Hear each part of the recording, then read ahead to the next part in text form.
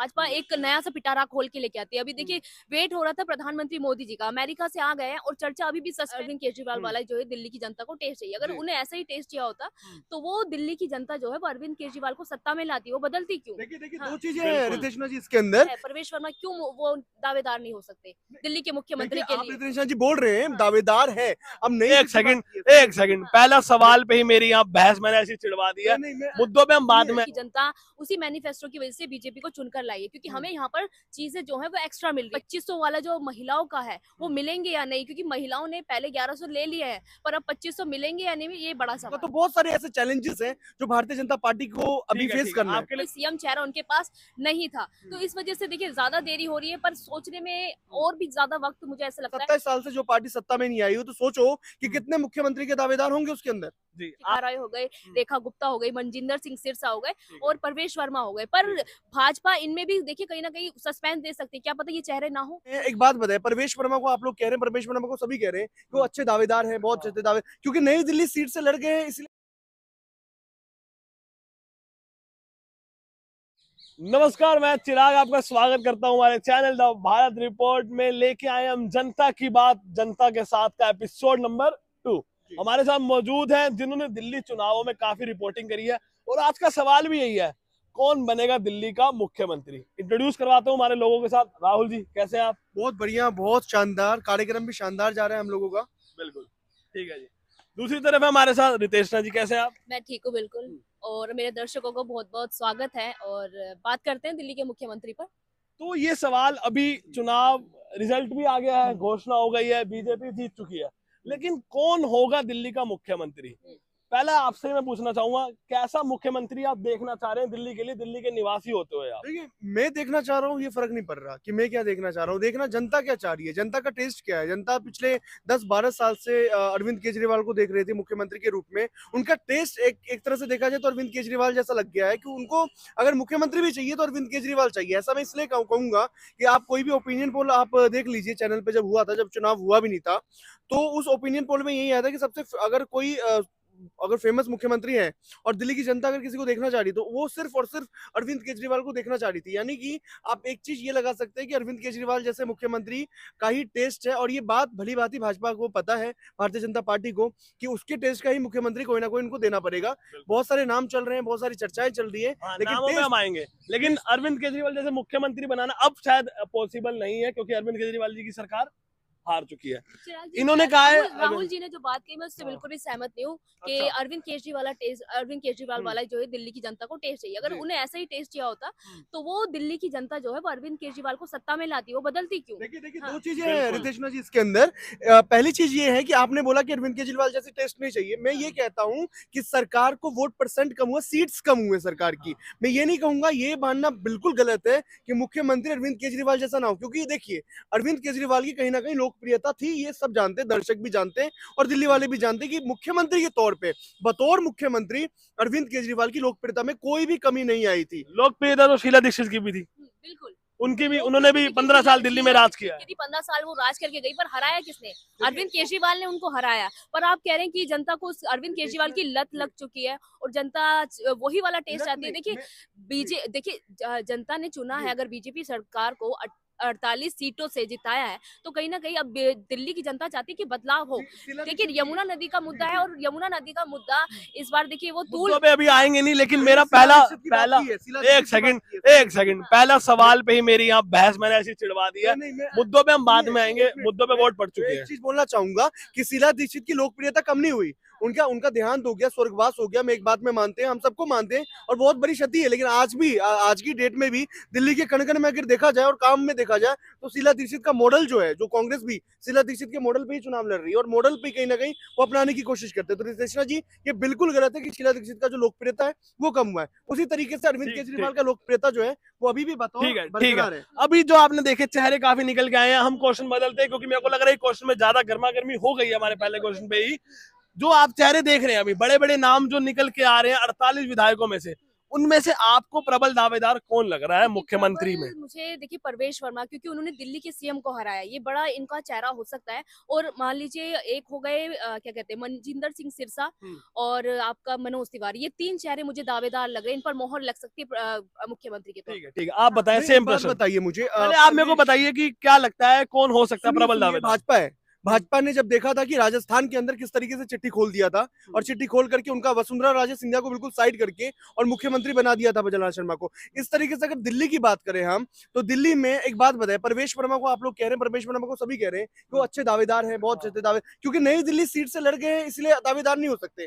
पूर्व मुख्यमंत्री की बेटे इसलिए दावेदार नहीं हो सकते। वीरेंद्र गुप्ता को देखिए कि कितने कब से वो लड़ते आ रहे हैं, कितने बार दिल्ली विधानसभा में जब लहर थी, आम आदमी पार्टी की जब लहर थी, तो 3 विधायक इनके जो थे वो हमें 2015 में भी जीते, 20 में भी जीते और 25 में भी जीते। तीन बार के मुख्यमंत्री अरविंद केजरीवाल को नई दिल्ली विधानसभा से हराया है। परवेश वर्मा क्यों वो दावेदार नहीं हो सकते दिल्ली के मुख्यमंत्री के आप लिए? रितेश जी बोल रहे हैं दावेदार है, अब नई दिल्ली सीट से लड़ा दिया तो दावेदार ही हो जाए। सुनिए, मुझे लगता है टास्क था बीजेपी के लिए, भाजपा के लिए, 27 साल का नहीं, सूखा साफ किया है उन्होंने। अरविंद केजरीवाल आ भी जाते और उनकी सरकार नहीं आती तो भी बात बराबर ही रहता।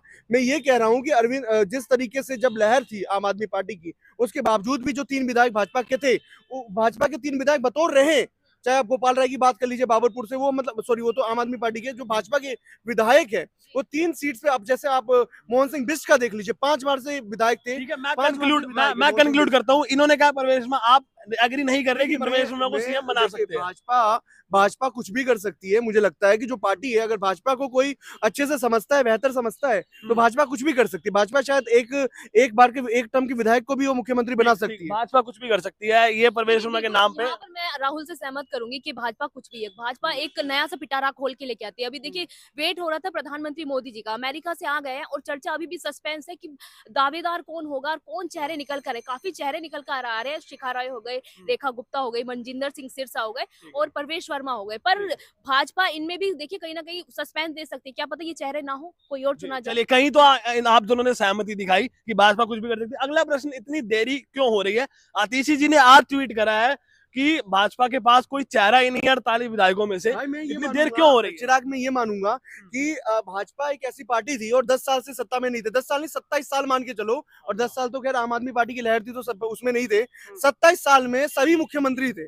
मतलब 27 साल में एक पार्टी 27 साल में सत्ता में नहीं आई, तो सोचो कि उसके अंदर कितने मुख्यमंत्री का चेहरा होगा कि भाई आज हम भी जीत गए, हम भी जीत गए, हम भी। 27 साल से कितने लोग मुख्यमंत्री के रेस में और कितने लोग कुर्सी के फिराक में बैठे होंगे। मुझे लगता है कि आम आदमी पार्टी के पास एक चेहरा था, अरविंद केजरीवाल, उसको उसके अलावा कोई और चेहरा प्रेजेंट नहीं कर सकते थे।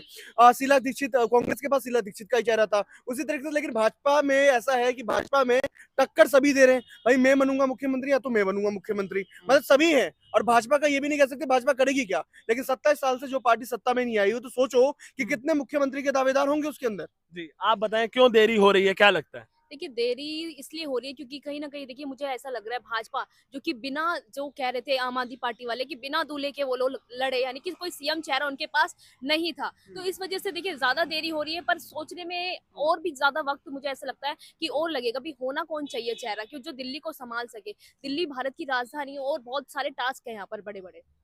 ठीक है, अंत का मेरा प्रश्न यही है आपसे कि दिल्ली का मुख्यमंत्री जो भी होगा वो क्या एजेंडा देखा जाएगा? क्या पंजाब इलेक्शन देखा जाएगा, क्या बिहार इलेक्शन देखा जाएगा, या दिस दिल्ली के लोगों को ही देख के मुख्यमंत्री का चेहरा देगा? आखिरी एक क्वेश्चन मेरा आप दोनों से। देखिए मुख्यमंत्री जो भी है, मतलब अगर भाजपा सरकार में आती है और आई है भाजपा सरकार में, तो मैं ये कहना चाहूंगा, दर्शकों को भी शायद ये पता होगा ये बात कि वो अरविंद केजरीवाल का जो कामकाज था, ओवरऑल जो कामकाज उनका ग्राउंड पे रहा, उन्होंने शिक्षा वगैरह पे काम किया है।